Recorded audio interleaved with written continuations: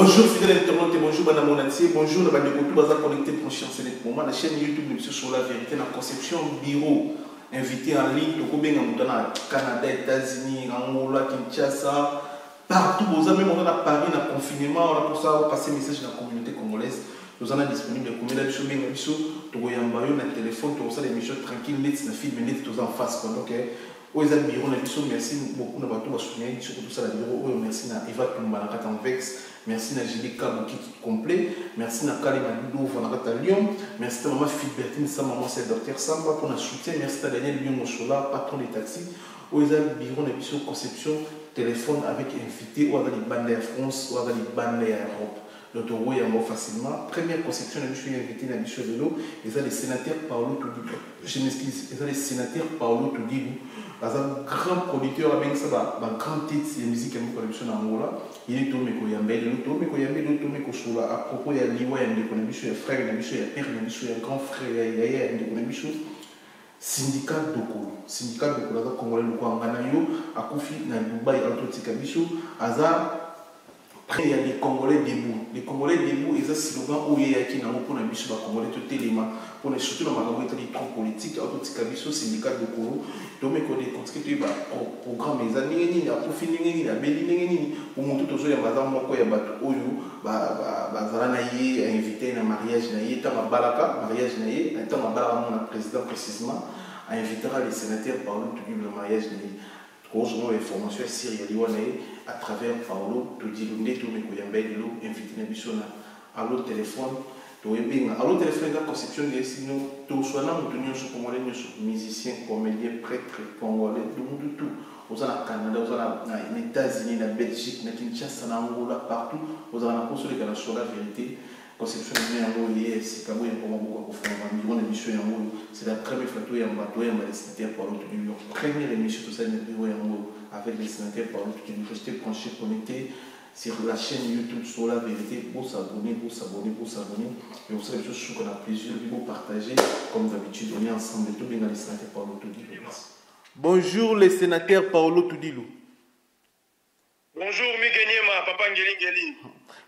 Merci beaucoup grand frère, merci Kouloutou pour accepter to yambayo lelo na sur la vérité na conception ya téléphone et en plus pour na trop loin aux première invité au to yambi na conception ya bureau na allo téléphone Paris appel Angola. Oui, merci beaucoup pour l'opportunité. Voilà. Le sénateur Paolo Toudilou aux producteurs au monde entier yebi qui aux grand producteur au Betsa Missé Belé na Angola et puis lelo aux amolobeli ya ba congolais na Angola au défendre biso ba congolais to na Angola au meko obundila pe biso trop petit siko obundila biso ba congolais oyo bazalaka na Angola o bavaka na Angola to tiko ozala na liwa ya ndeko na biso syndicat Dokolo aza congolais mais avandaka na Angola to lingi to yeba eloko beaucoup plus to yambelu yango na après to kosuka na musique lingi to yeba Dokolo azala nani asala nini akufi na nini atiki bana boni relation en bref oyo zaki na poto bana non de débit relation oyo zaki na syndicat Dokolo. Non vraiment d'abord on remercier nanu allo selon la vérité Paris Luanda par téléphone pour l'opportunité oyo bopesi nga pour éclaircir pe to solo la masolo oyo ezali concernant de ya moko ya biso syndicat Dokolo et d'abord, on a repassé par message de condoléances et par Isabelle Santos, on a Léona Tongo, sur la qui. On a 4 personnes et la famille, ancien président Nabiso. On a femme Isabelle Santos. On a petite sœur Tizé Santos. On a Amir de Koriundu Santos, donc José Eduardo Santos. Alors, il y a Dokolo, et il y a vraiment surprise pour Nabiso. Parce que je fais partie d'un groupe Moko Oyo. Allô? Allô, oui, Toyoko. Ouais, je fais partie d'un groupe Moko à WhatsApp Oyo. Femme, il y a Dokolo. Donc, Isabelle dos Santos a créé, il y a pour ça, l'intervention Nabiso, un président, un homme d'affaires Angola. Nous allons interagir sur la bébé. Alors, lobby là-bas, après-midi, à celle qui publication à Bango, yena mobali na ye na Dubai bazalaki na kati ya yacht na bango bande kotambola kaya photo na mwana akomeka my love. Alors publication wana vraiment to commenter ki makasi to sola ki ngomene mpona koyeba esika nini azalaki na kati ya mokili oyo. Mais à notre grande surprise, tout le monde, après quelques heures. Oui, allô? Allô, tout ça, oui, à notre grande surprise, après quelques heures, tu vois comment on a que syndicat de Kolo a allé sous-souter. Relation avec le syndicat de Kolo, on a qui en Luanda, dans le mariage de Bango, parce que la Zaki Moka m'a invité dans le mariage de Bango, dans mon président de Bisso. Vraiment, il y a une relation projetée, mais une relation trop particulière. Il y a une relation trop à faire, il y a une relation trop à partie. Et donc, on a trop d'activités à partie, il y a une fête officielle, on a déroulé la présidence de Bisso à Angola. Il y a une trop de mois, il y a un européen, on a reçu vraiment mingité. Mais il y a une relation trop intéressée à Bisso, pourquoi? Parce que au moins si on linga les autres on va critiquer il pas qui congolais ngabe linga la banoka mo makasi mbabe dans angolais mais allez tout s'intéresser na ngai pe ko solola kwa aborder ba situation socio-économique en Boka. Nous avons eu l'opportunité de travailler dans l'élection présidentielle il y a 2017 avec qui moko ya bato bazaki na kati ya organisation wana donc tu venais ko interagir na mo quoi donc organisation na qui moké bloqué et sikawana. À la poétique, il y a beaucoup de mamboka, qui na Portugal, il y a noté, mais il y a des réseaux sociaux par correspondance, il y a des réseaux sociaux sur la carte. Bonjour, avec sa femme aussi, bonjour. Puis, il y a même les lots, la soirée là, moi, c'est pour nous souhaiter des condoléances. Liwana est une bakufi na Dubaï, bien sûr, mais tu es bakufi na nini, à Béline, à Zagi Maladi, bien à Koufi. N'est ce pas ça Koufi paraît que na mai yozo moto pour plus information sur. Bon information sur les alliés que parce qu'il na vacances ta femme na Dubaï parce que là ka programme moko boye moi ka sommes en vacances parce que chaque vacances la programme est établi quoi parce que moni minga baka to ke vacances mono ke na chambre ko na ba pungi to ke na ka bar mais no masango de ke vacances alors moni ke za ba to za organiser avec que la programme vacances biso oyo boye zo kende to kende jour boye to ke ko ta na kata mai ke ta ba bis jour boye to ke tambo le stop boye so ke ta la boye je te ta la boye alors bango le programme na bango ezala ke il fait ça la plongeon sous-marine la plongeon les a pour ta côte la kata mai na ba lola ba sous-marin quoi donc de ba doit quitter ka wana ba plongeon a quitter qui alors na kata mai kuna a go perdre oxygène alors perdre l'oxygène là il y a monsieur qui non et même na liwa oyo donc liwa moko pour vraiment vital parce que de la hauteur ko ba awana kala mingi te que quelques heures avant à ça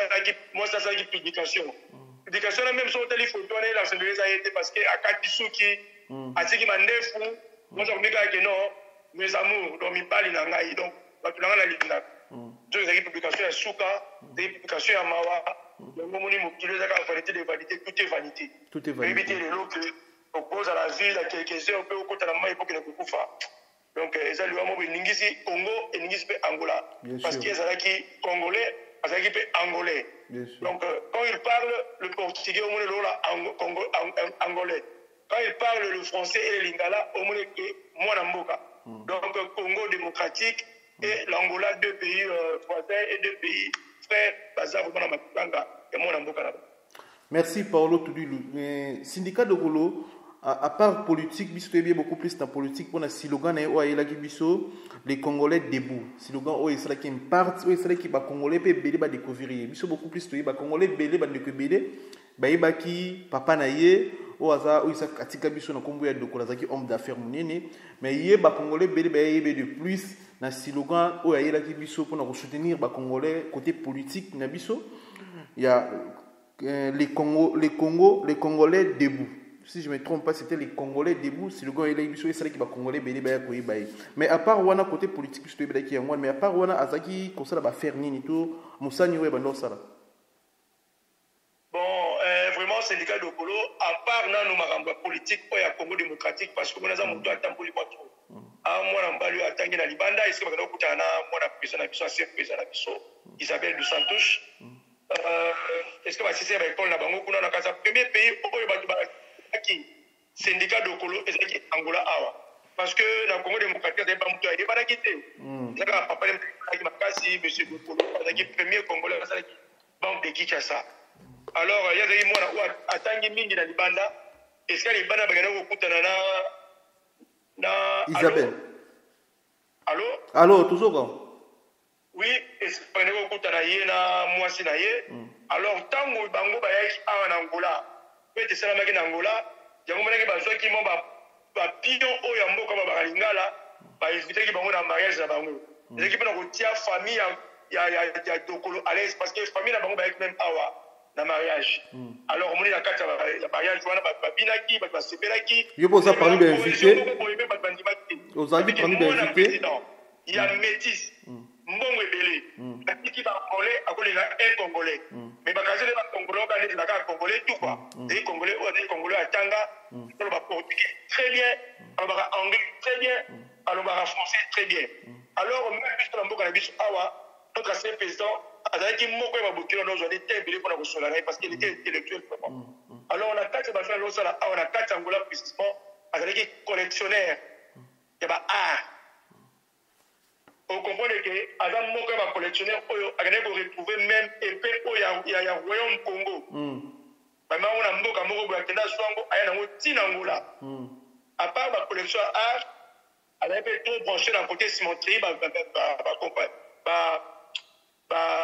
usine à ciment, elle avait trop branché côté diamant, elle avait la compagnie à diamant pour exploration à diamant. Pourquoi? Parce que tout ça na kati ya comité moko quoi, donc comité des hommes d'affaires angolais. Alors en parlant de Congolais debout, omoni dokolo azam mona mbali oyo dauphin, notre dauphin dokolo azalaki homme d'affaires oyo a se propulser makasi Angola. Omoni que développement ya Angola, développement la mentalité ya bangolais. Donc, il y a une idéologie dans Congo démocratique. Donc, il y a une idéologie dans le Congolais debout. Il y a plus de même Congo, il y a un Libanda, il y a Boka, il y a un pays voisin, il y a un Congo, il y a une mentalité, une idéologie à Congo. Dans le but est que Angola est plus que le Congo. Mais moi, je suis un Libanda, je suis un Boka, et maman, parce que il y avait aussi la politique en Angola parce qu'il était d'origine congolaise. Il y a un frère qui est comme Mboka naie, dès ma cambo est allé pour mon rabiso yoso, maman mouké changement dans mon Mboka de quoi. Malheureusement celui-ci comment vision a été à Katia na Katikati mais tout la kaka na ba oya bana ko banabiso que congolais debout. Cela veut dire congolais debout donc congolais aye so congolais aye ba que de on a bango de collatique bango message au babi que congolais debout. Voilà. Merci le sénateur Paolo Tudu pour la précision. Mais bandi ko bele ba mi tuna. Syndicat de Kolo akolelama wapi, akolelama na Angola, akolelama na Kinshasa, to akolelama na Portugal. Précisément bandi ko balingi ba ba so fa to ko ma place wana bazo bazara lisusu na Angola te ye na mwasi na famille na ba kima pouvoir en place to bando ya ka bazonga to bazara su na Angola te. Précisément to ba côté wana. Bon, Monique est surtout que on a ndenge moko biblique parce que on est mokilio bete mo la mingi na Bible. Un exemple biblique, que l'homme quittera son père et sa mère et s'attachera à sa femme, devenant une seule chair. On comprend que le mariage n'est pas en Angola et que non seulement en Congo. En parlant de ça, le syndicat de Wolo Azali homme public, Azali sur Moutoumou normal, c'est qu'à Koufi, Keneka Mama Kundi, cela veut dire qu'organisation Salama, Barigné au Salama, concertation au Salama. Après ça, des autres finales, c'est pour être à la famille. On a dit que les familles proches, les amis, moi, ça y est. J'espère que pour le bateau se déplace que nous avons coupé ces honneurs. Très dans la Congo démocratique, gloire à Dieu, Mboka naïe abotama. Très aux Angola, ils allaient Mboka oye Yambaki, Mboka oye Fandaki, oye l'accès à Mokilikaze. Moi, na Mboka de Kolopé existaka, qui a zappé Makasi. C'est pas qu'on est l'Europe. Ils allaient Mboka oye Yambaki, est-ce qu'il y a des études, mais il y a des études qui sont intellectuels. Donc, toujours, c'est le cas programme, où il va repérer cette question, il y a juste à respecter quoi. Donc, ceux qui Congo, ceux qui Europe, ceux qui sont Angola, tokose décliner kaka na souhait ya famille européenne biso. Mais bazali les réfugiés bakimaki déjà Angola. Non, bazala ba réfugiés jamais bon bakima Angola te. Bakima Angola pourquoi Angola za mboka na bango. Après toujours aller bazolo. Bon, à vrai dire Dokolo na Isabelle baza batu bavanda ka libanda. Angola posa mobé bana raté. Omona ile loza na Angola le bazu tikete azana Paris. Déjà ça qui na Dubaï, tu regardes Dubaï qui n'ont pas application moi style. Donc baza batu baza bouger par-ci par-là. Donc le bazaki ba réfléchir ba kima ki na poto non parce que yemo azana non azana ki pe angolais, aza anglais, aza pe congolais. Donc cela veut dire bazana na toi aux partout ba ligi. Donc Angola ba kima yango parce que Angola ya pays moko état de droit. Ba kima mboka na bango pourquoi parce que eza toi na bango bazala Angola bazana ba faire na bango de donc c'est peu ça quoi. Merci les sénateurs Paulo Tudi pour l'opportunité au PCBiso pour la information oyo to éviter bino bokolenge la nini kuna et surtout yo za moto au bundela biso ba congolais au bundela ba congolais bazaka na Angola to mona ko des fois ba manifestation minene ya ba zaïrois to mona ko so congolais kufeli ozaka toujours présent to mona ko so pro mesure congolais obimisa na batu mususu ba congolais mususu bakanga ba innocent okenda tiko bimisa bona ba prison ozaka vraiment devant pour na mambo itali ba congolais na mboka ya Angola. Mais tout ce que komuna na éviter msu avanga msu bino bomona mais ngana za na Angola j'ai fait 10 ans na kata Angola. Bien sûr syndicat kufi mais tout ce que komuna syndicat te azra de devant na makambo nyonso de club so na Angola ba congolais ba refoulement ba matanga ba problème de bono ile ba congolais na kata na Angola surtout na Luanda. Tout ce que komuna jamais même discours, même message, il y a paix entre les Congolais et les Bangolais dans le compte des syndicats de Colo. Ils allaient peut-être même sur n'évitez pas de comprendre les messages. Oui, là moi je peux le contredire. Pourquoi? Parce que dans un moment il y a que Fondation Syndicat de Colo et appuyé à Bispé dans l'action tout ça là en Amboka Oyo. Parce que moi j'ai trop réservé quoi. On parle des syndicats de Colo mais il y a trop na poto. Tant on parle à Angola, on a trop occupé dans ma affaire là. On a trop même na poto, on a fait trop na ba Congolais milité. Tant on a ko tanga, même na Angola on a fait trop na ba Congolais milité. Je crois que on a ba Congolais autant à zongi abandi ba action politique voilà. Donc abandi ko ça indirectement. Indirectement pourquoi? Parce que bon on a quand on côté là c'est action moko. Moi je suis dokula bien qui dans ko moko ba ben avec non Paulo.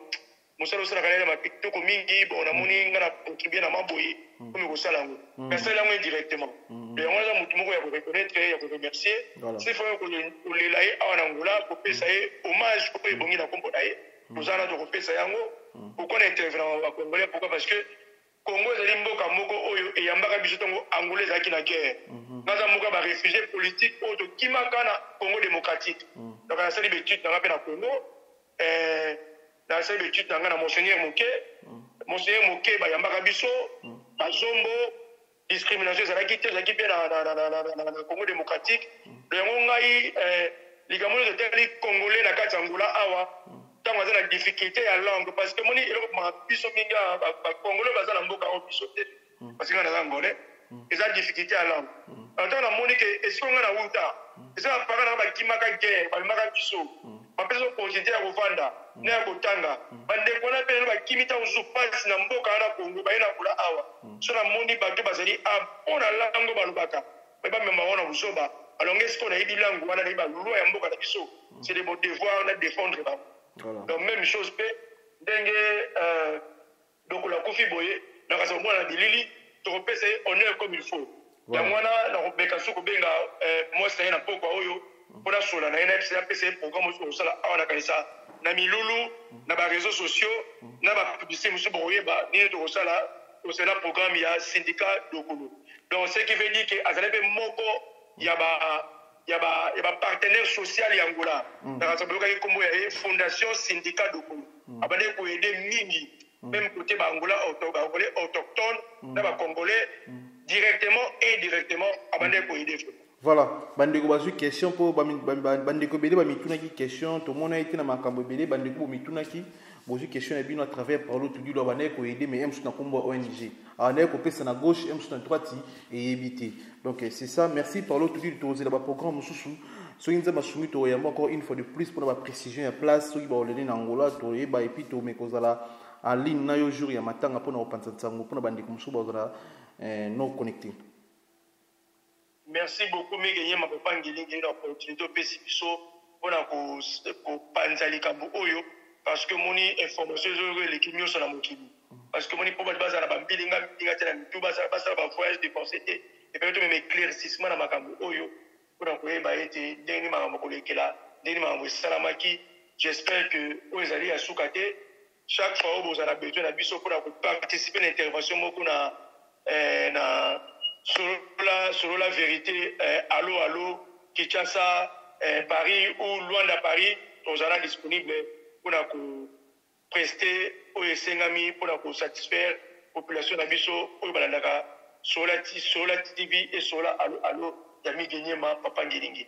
Merci. Et tant que producteur Paulo Tudilou et Ndegonayo Fali a aussi mis un message, n'évitez pas Angola ce qui message est comme peu.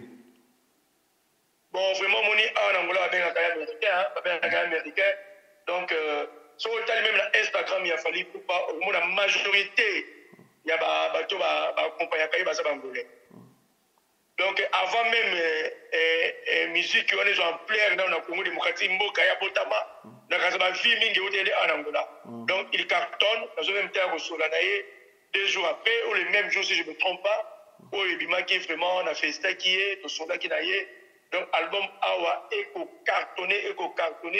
Donc, il fallait être plus angolais que congolais. C'est ça, quoi. Voilà. Et bon, on peut hériter, même si désolé. N'évitez ceux qui désolé, en Angola, qu'on a déjà écroché. Bon, vous comprenez que l'artiste héritier, on a bien l'artiste intelligent. Vous comprenez que la carte Angola, Awa, ceux qui ont la base dans le solide, ils sont assis. Na kati Angola azam moko ba artiste oti le ba sela ki ba réunion azala ba groupe azala ba compagnie kai ba to balanda kai ba marketer tout ça il est vraiment organisé. Donc désolé on comprend que ba majongo a fait très bien et ça la succès donc tembo ça la succès pour le moment na Angola ils allaient a fallu pour pas hériter watana ba artiste oi ba cartona toujours ba Angola awa ba conseil na toujours les simba donc c'est un peu ça quoi donc ba artiste ba toujours les bienvenus hein nous sommes en Angola et simba mais aussi simba toujours. Merci le sénateur Paulo Tudilou. Le roi de la forêt ensemble a préparé Zénith pour l'année prochaine. Soutien et pas Paulo Tudilou, l'État qui est producteur au Bengi plusieurs fois en Angola. Soutien dans les amakasi, pour commencer d'abord, il y a encouragement. Mon état a besoin d'un confinement d'ici Koyo, nous avons un état d'urgence. Nous avons fait des reportés pour un voyage touristique, pour un voyage à mission des services. Ce conseil on est pour ça la soupe pour que confondama tu vas aider dans un projet dans la BT conseil il y a 2 jours à la signature classe pour l'année 2020 il y a invité ma mission sur papier dans la maison mère mais la conseil moi inédit mais malheureusement l'homme propose et dispose et s'inviter pour la coronavirus mais on peut appuyer dans le conditionnel et inconditionnel pour la conseil à Zénith s'il faut même participer dans le conseil pour participer financièrement ou physiquement et moralement, je suis là, je suis disposé, c'est mon Dieu. Un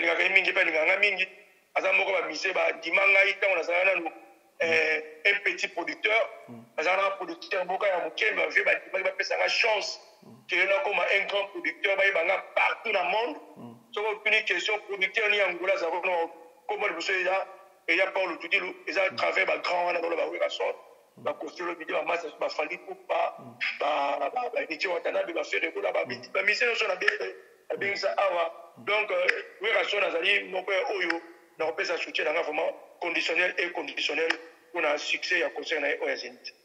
Merci les sénateurs Paulo Tudilou, merci beaucoup, merci aussi à la famille Tudilou Mobima Angola, merci à l'internet tout dans la biso Angola et puis te PC Ngambo te père Messi et puis pas maman Leti Tudilou pour na bébé sikatoze là quoi. C'est quand même l'émission c'est mon big nima na ka so ebi kenga ila perda ki papa na biso na mois ya mai papa kufaki na mort moko sibit pe to bika mokili oyo ezali ya biso te kaka ne dokola zalaki akoti na mai bana ba ebi ke papa ko nager ta ko zonga ko to joyer et papa zonge bembe donc biso pe papa zalaki malamu akay hôpital kaka po ibatali kaka attention papa zonga te donc mais nous avons grâce, papa Botami les sous encore. Pépé nous a Botami pour 4. Sur télé, longue papa. Donc, même si c'est mon famille. Donc, c'est un peu ça quoi. Donc, merci beaucoup au Kanisi, papa, on a vu sur Botami le 25 au mois d'octobre 2020. Merci le sénateur Paolo Tudilu Mokolo Malamu na Royal Tudilu Mobiba. Kitoko Mikenye ma papa. Merci.